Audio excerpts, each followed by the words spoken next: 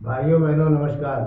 मैं अनिल शुक्ला, भारतीय पूर्व सांसद अपने जनयात्रा टीवी चैनल में आप सबका बहुत बहुत हार्दिक स्वागत, वंदन अभिनंदन करता हूँ। साथियों, आज का हमारा वार्ता का विषय है टूटती विपक्षी एकता। साथियों, भारतवर्ष में पिछले करीब 9.5 साल से राष्ट्रीय जनतांत्रिक गठबंधन यानी कि एनडीए की सरकार माननीय श्री नरेंद्र मोदी जी के नेतृत्व में काम कर रही है। माननीय मोदी जी के नेतृत्व में 2014 में एनडीए की पूर्ण बहुमत की सरकार बनी। माननीय मोदी जी के विकास के मॉडल व सुशासन को देखकर भारत की जनता ने 2019 में और ज़्यादा सीटों से जिताकर दोबारा से पूर्ण बहुमत की सरकार बना दी। वहीं दूसरी तरफ 2004 से 2014 तक भारतवर्ष में सत्तारूढ़ संप्रग यानी कि कांग्रेस की सरकार भारत की जनता ने इतनी दुर्दशा कर दी कि वह विपक्ष में अपना नेता तक नहीं बना सकी। कांग्रेस एवं अन्य विपक्षी दल 2014 और 2019 के आम चुनाव में अपनी दुर्दशा देखकर एक नया गठबंधन बनाने का निर्णय लिया। कांग्रेस ने तो संपर्क का नाम तक बदल दिया और नए गठबंधन का नाम इंडिया रख दिया। नए विपक्षी गठबंधन की तीन बैठकें हो चुकी हैं, पर अभी तक इसका समन्वय तक नहीं तय हो पाया है।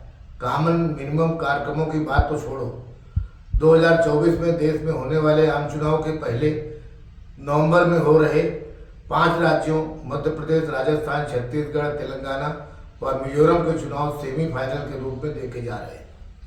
जैसे जैसे विधानसभाओं के चुनाव नज़दीक आते जा रहे हैं, विपक्षी गठबंधन में शामिल दलों की एक दूसरे के प्रति तल्खी सामने आने लगी है। ये तल्खियाँ स्वाभाविक है, क्योंकि इस गठबंधन में ऐसे दलों ने गलबैयाँ डाल रखी है जिनकी विचारधारा नॉर्थ पोल और साउथ पोल की तरह एक दूसरे से विपरीत है।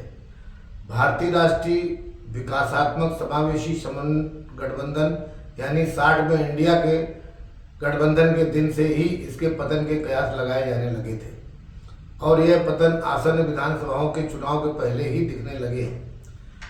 मध्य प्रदेश में जिस तरह से इंडिया गठबंधन के 2 घटक दल कांग्रेस और समाजवादी पार्टी आपस में भिड़े और जिस तरह से निम्न स्तरीय शब्दों का प्रयोग हुआ, उससे इंडिया गठबंधन का भविष्य साफ नजर आने लगा है। सपा के मुखिया ने कांग्रेस को धोखेबाज कहा तो उसे 6 सीटों का वादा कर मुकर गई। जवाब में सपा ने अपने प्रत्याशी उतार दिए।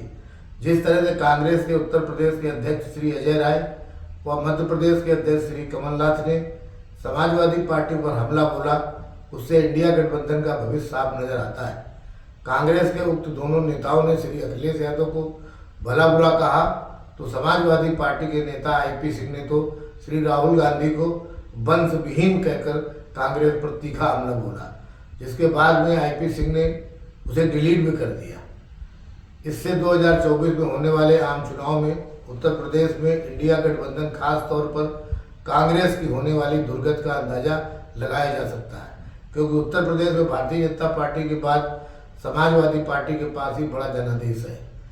उधर तृणमूल कांग्रेस के लिए उनकी सांसद महुआ मोइत्रा परेशानी का सबब बनी हुई है। अडानी पर जिस तरह से राहुल गांधी हमलावर थे, परंतु महुआ मोइत्रा ने अडानी मुद्दे पर श्री मोदी जी को घेरने के लिए अपने मित्र दर्शन हीरानंदानी का प्रयोग किया। अब जबकि दर्शन हीरानंदानी ने एफिडेविट देकर अपनी गलती मानते हुए इसे स्वीकार कर लिया है, तब महुआ मोइत्रा कहीं मुँह दिखाने लायक नहीं बची है। उन्होंने अपने को तो डुबाया ही, साथ में तृणमूल कांग्रेस को भी कहीं का नहीं छोड़ा तथा कांग्रेस जो सबसे ज़्यादा अडानी पर हमलावर थी, माननीय मोदी जी पर हमलावर थी, उसे भी परेशानियों में डाल दिया। दर्शन हीरानंदानी के एफिडेविट देने के बाद जहां एक तरफ महुआ मोइत्रा कहीं मुंह दिखाने लायक नहीं रही, वहीं दूसरी तरफ संपूर्ण विपक्ष अपने ही बुरे जाल में फंसता नजर आ रहा है।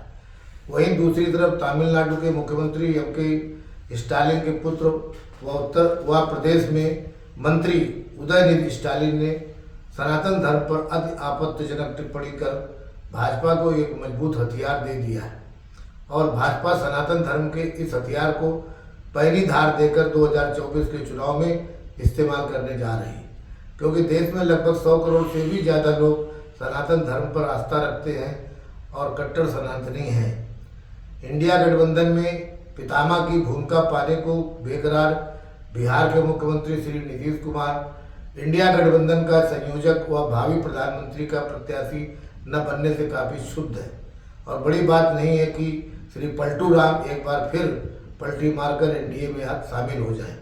अभी 2024 के आम चुनाव आते आते इंडिया गठबंधन कई रंग बदलते नजर आएगा और विषमताओं, विरोधी विचारधाराओं और स्वार्थों से भरा यह गुब्बारा कब फूट जाए कुछ कहा नहीं जा सकता है। बहुत बहुत धन्यवाद। यदि आपको मेरा चैनल पसंद आया हो तो इसे लाइक व सब्सक्राइब करना न भूलें। आपका साथी, आपका भाई अनिल शुक्लवासी। Thank you very much.